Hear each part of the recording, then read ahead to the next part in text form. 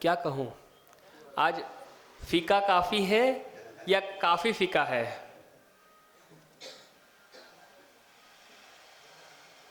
पर हम देखेंगे फीका भी काफ़ी है और काफ़ी फीका भी है। क्यों?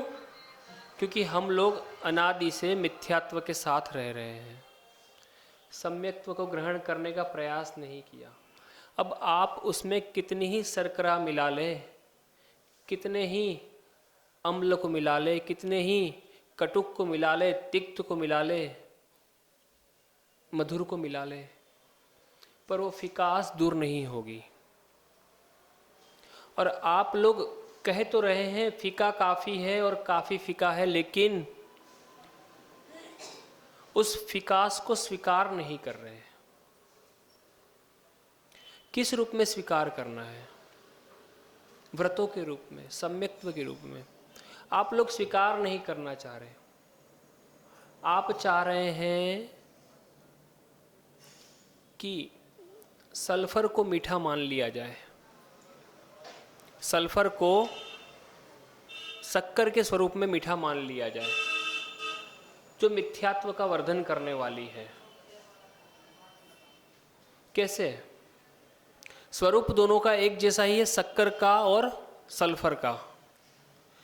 बाहर से दिखने में एक जैसी है, आकार एक जैसा है, साइज एक जैसा है, पर जब मुंह में रखते तब समझ में आता है कि भैया ये शक्कर नहीं थी तो सल्फर थी, जो शरीर के लिए हानिकारक थी। आप लोगों ने कहा कि हम लोग ग्रहित मिथ्यात्व का पोषण नहीं करेंगे, अग्रहित तो हमारे पास पुराना बना हुआ है, तो अग्रहित को छोड़ने के लिए हम ग्रहित मिथ्यात्व को नहीं स्वीकार करेंगे। ग्रहित को छोड़ देंगे तो अग्रहित का भार और नहीं बढ़ेगा। पर आपने उसके लिए एक चीज़ तो स्वीकार कर ली कि भैया मैं 6 अनायतनों का पोषण नहीं करूँगा, देव शास्त्र गुरु के अलावा कहीं नहीं जाऊँगा। लेकिन ग्रहित मिथ्यात्व को छोड़ने की ये एकमात्र कंडीशन नहीं थी। वहाँ पर ग्रहित मिथ्यात्व को छोड़ने के लिए एक बहुत ज़रूरी कंडीशन थी कि मैं चारों प्रकार की कसायों का अपने तरफ से, अपने पुरुषार्थ से, अपने हिस्से से त्याग करूँगा। क्रोध को ग्रहण नहीं करूँगा, माया को ग्रहण नहीं करूँगा, मान को ग्रहण नहीं करूँगा, लोभ को ग्रहण नहीं करूँगा। यही होता ग्रहित मिथ्यात्व का त्याग। हम लोग क्रिया में उलझ गए, भावों तक नहीं पहुंच पाए। आप लोग कहेंगे कि भैया हम तो रोज देव शास्त्र गुरु के दर्शन करते हैं, पूजन करते हैं, अभिषेक करते हैं, महाराज जी के प्रवचन सुनते हैं, आहार देने के लिए भी जाते हैं, लेकिन सम्यक्त्व की उपलब्धि क्यों नहीं हो रही, स्वात्मोपलब्धि की उपलब्धि क्यों नहीं हो रही? तो क्योंकि आपको जो ग्रहित करना था, जिसको ग्रहण करना था, यानी कि क्रोध के बदले क्षमा को ग्रहण करना था, मान के बदले मार्दव को ग्रहण करना था, मायाचारी के बदले ऋजुता को ग्रहण करना था, आर्जव को ग्रहण करना था, और लोभ के बदले शौच को, सुचिता को ग्रहण करना था, वो तो ग्रहण किया नहीं आपने। और देव शास्त्र गुरु का ग्रहण करने का, उनके दर्शन को ग्रहण करने का, और आपने कसाय की वृद्धि में प्रयोग किया। तो आपका क्या वो ग्रहण करना क्या सम्यक्त था, शक्कर था या सल्फर था?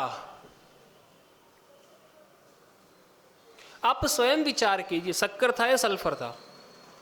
क्योंकि चर्चा व्रतों को लेकर चल रही है, तो उन व्रतों के माध्यम से ग्रहित को छोड़ना था, जो हमारे पास आसानी से उपलब्ध है। क्या उपलब्ध है? क्रोध, मान, माया, लोभ उपलब्ध है, 5 प्रकार के पाप उपलब्ध है, उनको छोड़ना था, ग्रहित ग्रहण करना था, यानी कि क्षमा को ग्रहण करना था, मार्दव और सोच को ग्रहण करना था, अहिंसा को, सत्य को, अचौर्य को, ब्रह्मचर्य को, और अपरिग्रहवाद या परिग्रह परिमाण को ग्रहण करना था, मर्यादित करना था। भाई मैं अब क्रोध का भी परिमाण करता हूं, लोभ का भी परिमाण करता हूं। क्यों? क्योंकि वहां पर परिमाण क्यों कर लिया? क्योंकि अनंतानुबंधी गई, अब 6 महीने की मर्यादा के अंदर आ गए, तो परिमाण अपने आप हो गया। अप्रत्याख्यान गई तो 15 दिन की मर्यादा के अंदर आए, और पहले दीघ व्रत हुआ, अब देश व्रत हो गया। समझ रहे हैं ना बात को? पर और फिर कह रहे हैं फीका काफी है और काफी फीका है।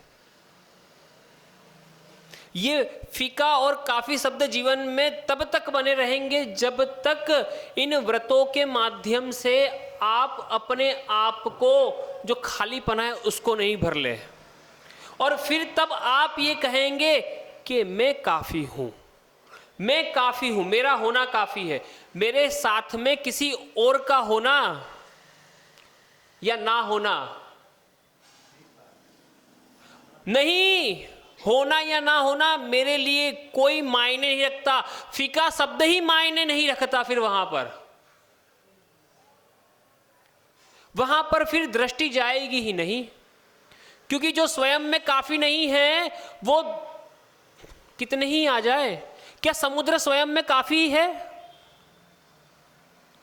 अगर काफी होता तो क्या वो नदियों को आने से रोकता नहीं क्या, या छलक नहीं जाता क्या? आप विचार कीजिए, अगर काफी होता तो क्या वो मीठा नहीं हो जाता क्या, मीठे पानी से आज तक? क्या नमक देना छोड़ देता अगर काफी होता तो?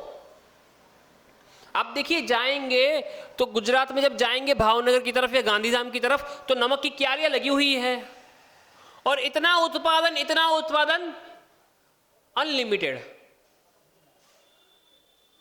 उन्होंने मजबूर कर दिया सिंधा नमक को गौण करने के लिए, हमें मजबूर कर दिया कि प्रत्येक व्यक्ति NaCl खाए। नमक और NaCl कहने को एक ही है, फॉर्मूला NaCl केमिस्ट्री का, पर नमक तो कौन सा था? जो पत्थरों से प्राप्त होता था। ये तो केमिकल है जो आपको नमक का स्वाद दे रहा है, पर सम्यक तो नहीं है। विचार करें आप लोग, तो क्या वो ग्रहण करना ठीक था जो सम्यक्त्व जैसा दिख रहा था पर सम्यक्त्व नहीं था? क्यों? क्योंकि हमने वहां पर बस देखा फीका है, काफी फीका है, काफी फीका है, तो बोले बस आने दो इसको, कैसे इस फिकास को कैसे हटाई जाए। ये नहीं देखा कि वो फिकास को बढ़ाएगा या घटाएगा। और लाइन पढ़ते हैं, सोचा करता था भोगों से बुझ जावेगी इच्छा ज्वाला, परिणाम निकलता है लेकिन मानो पावक में घी डाला। ये लाइन पढ़ते हैं कि फिकास पने को दूर हो जाए, पर क्या उसने आपके फीके पने को दूर किया? क्या भगवान के दर्शन आपके जीवन में जो काफी फीका था, वो काफी फीके में से फीके को हटाने में कार्यकारी हुए क्या? अब आप कहेंगे महाराज जी उलझा दिया, भैया ने सुलझा रखा था काफी और फीका, पर मैंने दोनों को जोड़ दिया। आज फीका काफी है और आज काफी फीका है। आज फीका काफी होना तो ठीक है, पर आज काफी फीका है, या आपके भविष्य को खतरे में डाल रहा है? क्यों? आज आपने कहा कि आज फीका काफी है, यानी कि ये शायद कल अच्छा हो जाएगा, और आप कह रहे हैं आज काफी फीका है। इसने आपकी जिंदगी के रंगों को खत्म कर दिया। अब सब फीका फीका नजर आता है। क्यों? क्योंकि आपने अपने आप को खो दिया वहां पे। अब आपको आवश्यकता होने लगी कि कोई मेरे साथ हो जो मेरे इस फीकेपन को दूर करे। और जब आप किसी का सहारा लेते हैं, आश्रय लेते हैं पंच परमेष्टि को छोड़ करके, ये मेरे फीकेपने को दूर करे, मतलब वो आपके फीकेपन को निश्चितता से और बढ़ाएगा, और बढ़ाएगा। वो दूध जो स्वयं में मिष्ट था, उसमें आपने शर्करा डाली, तो उसकी जो प्राकृतिक को, जो प्रकृति थी, उसको आपने क्या कहा? ये तो फीका है। जो स्वयं में मिष्ट था और आपने उसको क्या कहा, ये तो फीका है।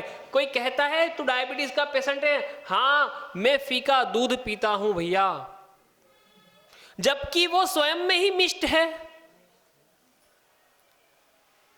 तू तेरा ब्लड प्रेशर हाई रहता है, हाँ मैं नमक बिना का फीका भोजन खाता हूं, जबकि उसके अंतर्गत ही नमक तो उपलब्ध है।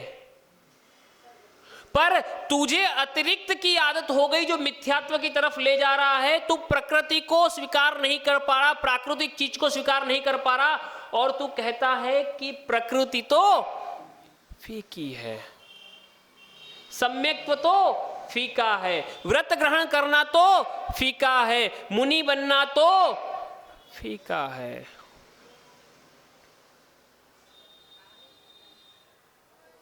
यही हो रहा है ना। क्यों? प्रकृति को स्वीकार नहीं कर रहा। यानी कि तुझे जो जिस प्रकार से उपलब्ध हुआ है उस प्रकार से स्वीकार नहीं कर रहा, और उसमें कुछ ऐड करके कहता है कि जो पहले था वो फीका है। कैसे संभव है, बताएं आप मुझे। तू स्वयं में स्वयं को स्वीकार नहीं कर रहा और कह रहा है उसके बिना तो मेरा जीवन फीका है। बताएं आप मुझे।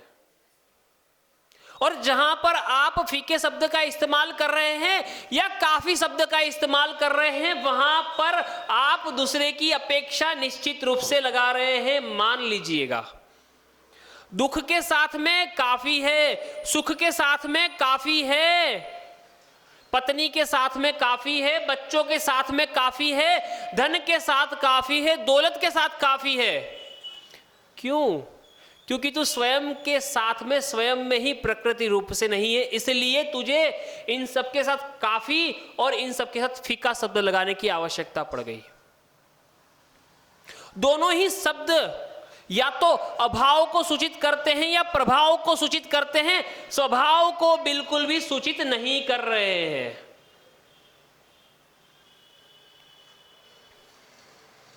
या तो आपके जीवन में प्रति समय काफी शब्द बना रहता है या फीका शब्द बना रहता है। स्वभाव, प्रकृति शब्द नहीं बनता, दोनों में ही प्रकृति शब्द नहीं बनता। और प्रकृति बन जाना ही सम्यक्त्व है, और जब तक काफी और फीके में रहेगा निश्चित रूप से मिथ्यात्व में ही रहेगा। और ये मिथ्यात्व तभी हटेगा जब तेरे जीवन में प्रतिमा रूपी व्रत आएंगे। निश्चित मानिए, वसुनंदी श्रावकाचार में तो आचार्य वसुनंदी स्वामी ने लिख दिया कि अगर किसी के प्रतिमा रूपी व्रत नहीं है तो उसको सम्यक्त्व है ही नहीं, उसको सम्यक्त्व है ही नहीं। और आप अपने आप को चाहे कितना ही जोर से, कितने ही बड़े मंच से घोषित कर ले कि मैं अवृति सम्यक दृष्टि श्रावक हूं, हम नहीं मानेंगे। क्यों? क्योंकि तेरे 100 बार सच को झूठ कहने से तेरी दृष्टि में वो झूठ है, पर आगम की दृष्टि में, प्रमाण की दृष्टि में वो झूठ कतई नहीं हो सकता। इसीलिए तू कहता रहे, करता रहे, हमें कोई फर्क नहीं पड़ता। आगम जो कहता है वही प्रमाणभूत है, तेरे कहने से हम स्वीकार बिल्कुल नहीं करेंगे।